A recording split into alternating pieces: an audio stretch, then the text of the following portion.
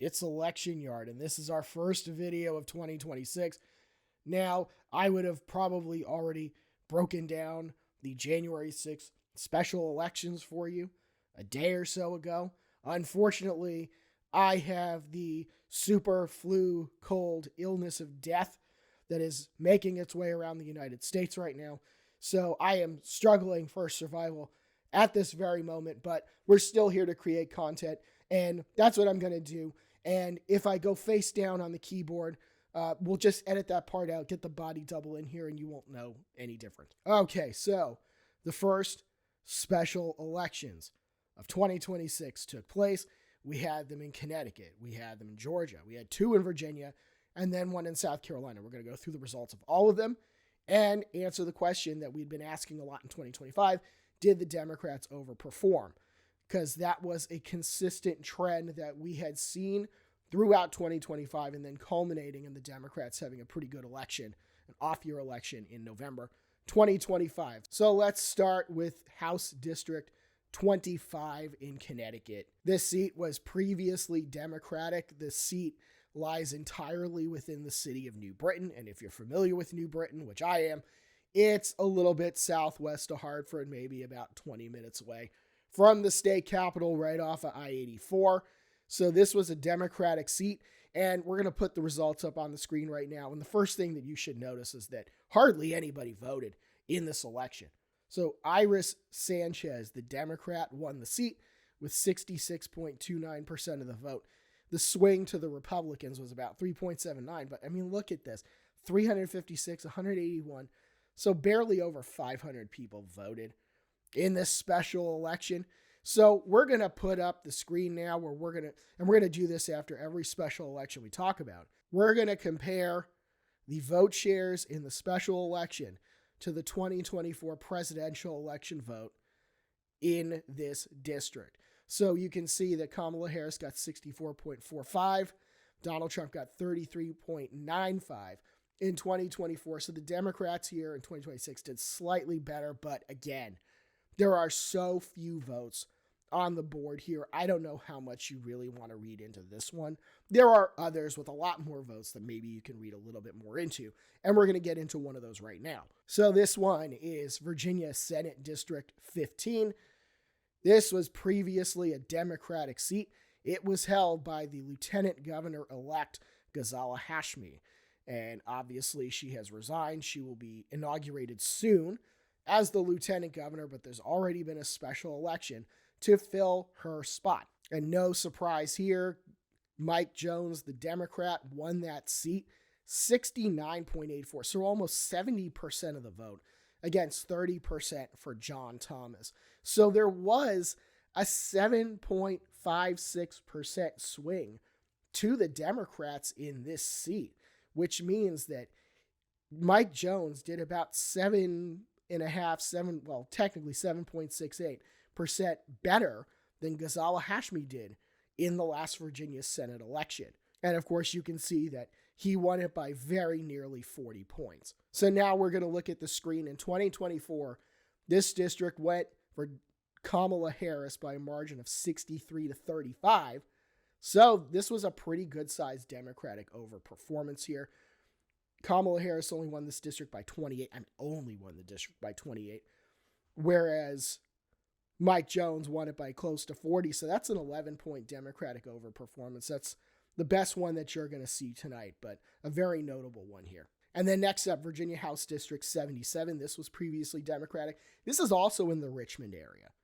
You can see there's just that little blue dot right under Richmond. This seat does include parts of the city of Richmond and also parts of Chesterfield County. It's a very blue seat, and the election results bear that out. Charlie Schmidt, the Democrat, was the winner here, 79.39%. Richard Stonehenge, the Republican, just about 20%. There was a huge swing to the Democrats here, 8%. And when you're already sitting at 70% of the vote, in most competitive elections, there's really not that much more room to go up. So the fact that Charlie Schmidt increased his vote share like that, that's really something. And the Democrats ended up winning this seat by about 59 points. Now, if you look at the election results from 2024 at the presidential level, Kamala Harris won this district by 50. Again, there's really not that much room to improve upon it, but the Democrats did here. The Democrats overperformed Kamala Harris here by almost 9 points. So another really good result for them in Virginia. The next one we want to talk about is a race that technically was not called as of Wednesday night. It's pretty clear what the outcome is going to be, I think. It's South Carolina House District 98. This was previously a Republican seat. This is northwest of Charleston in Dorchester County. Places like Oak Brook and Oakmont are part of this district. It's a little ways off of I-26 in the Somerville area. And this one was one of only 2 Republican seats at stake in these special elections. We don't have the check mark by Greg Ford because the race hasn't been called yet, but you can see he leads Sonia Ogletree-Satani by 21 votes. So there was a swing to the Democrats of about 6.7%, but the Democrats needed just a little more, maybe like 7. So at this point, it appears that they've come up just short. The Republicans holding onto this seat in the special election by 21 votes. And don't let anybody out there tell you that your vote doesn't matter. Because if just 24 more people showed up to vote for the Democrat, we'd be having a very different conversation right now. But this one may go to a recount. It's within 1 point. There's only a 21 vote margin. But I think based on the low number of votes, I think it's unlikely that the Democrat will overturn that margin. So unless there are ballots that for whatever reason haven't been reported yet, I think this is going to be the result. But then we compare it to the presidential election result in 2024. So the Republican running at the state house level here won by 14 last time. Donald Trump only won the district by about 7. Now the Republicans are only holding the district by about half a point, 0.61 to be exact. So that's a Democratic overperformance of about 6.3. So even though the Democrats are probably disappointed that they didn't get over the hump here, they are probably encouraged that they did make progress and, in their mind, hopefully make this a competitive seat in the future. And then the last race we're going to talk about right now, Georgia House District 23. This was previously a Republican seat. It's in Cherokee County, north of Atlanta, so there's absolutely no question this would be a Republican seat. And not surprisingly, the Republicans did hold on to this one. Bill Fincher, the GOP candidate, won the election with 71% of the vote. This was a runoff, by the way. Scott Sanders, 28.62.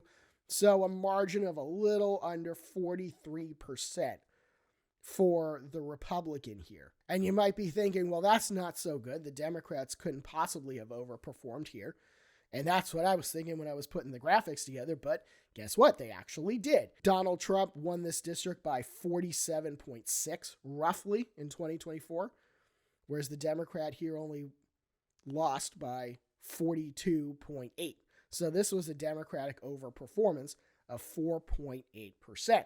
So the Democrats, and I mean, you can do what you want with the Connecticut result, but the Democrats did overperform in all 5 special elections when compared to the presidential election results of 2024. So we're seeing now the trend is continuing from 2025 of these Democratic overperformances at the state House or state Senate level. These are very much micro level elections with low turnout. I think the South Carolina one had something like 14% turnout.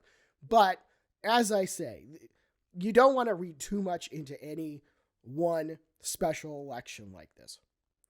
Really, what you want to do is every special election like this, it's just another data point, another data point, another data point. And then over time, you start to build your sample size and you can start to sense trends of what's going on.